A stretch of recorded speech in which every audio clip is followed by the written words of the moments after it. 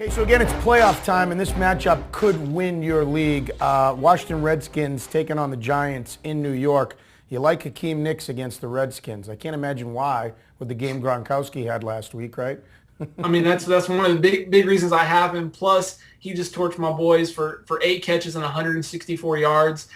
And the thing with Knicks is when I started to look at the matchup, I was a little bit worried about him initially because I looked at his career numbers and they're not very good, but they're extremely misleading. You know, he's played only 3 games against them because both times last year he missed those games with injury.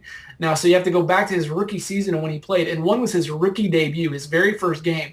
He was limited in that game. He didn't do very much on offense. He actually was the kick returner for the Giants at that point. And you know, he hadn't done extremely well against them, but the first game of this year, he destroyed them. He had 7 catches for, I believe, 122 yards.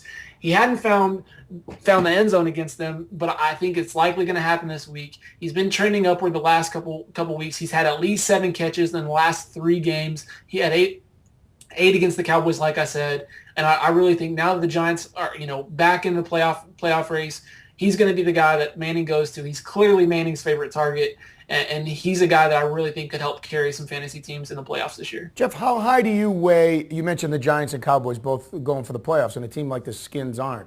I mean, you could get fantasy points out of either type of team. I mean, Roy Halou torched the Patriots last week on the ground, and the Redskins ran for 170 yards. But do you tend to favor and do you recommend people look at teams that are fighting for playoffs right now for better fantasy performances? Or do you tend to think that maybe they're a little tight and they don't have good performances because they're playing for playoffs?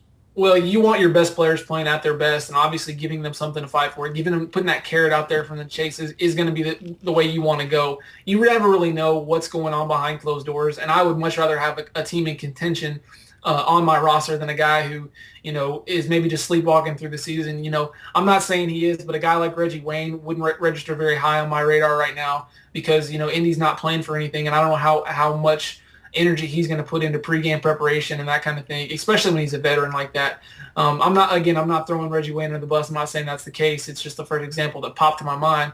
But a guy like Nicks, who's a big name on a big name team, who's got a big name quarterback throwing to him, that's the guy I want and who I'm going to trust for me to try to win my fantasy leagues. You know, one other thing about that, besides playoff teams or not, I think if you pay attention, again, I'm looking for your recommendation on this, of some particular things. How high do you weigh looks and touches that guys get? For example, Stevie Johnson, who's had a really good year, but then up and down the last couple of months. All of a sudden, Ryan Fitzpatrick is looking at him a lot more because Fred Jackson's out and Spiller's not the receiving target that Jackson is. And so now he's all of a sudden going to get 10 or 12 looks possibly in a game as opposed to the 6 or 7 he was getting over the last month.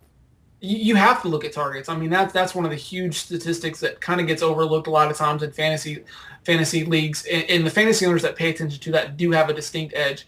I would rather have a guy that's going to get 7 to 8 looks a game and have the opportunity to convert those into points than a guy who only, you know, his quarterback only looks at him 2 or 3 times in a game.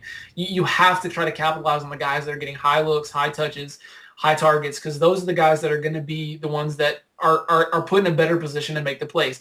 Fantasy football a lot of times is a gamble on a week-to-week basis, and you want to stack the odds in your favor, and that's how you do it.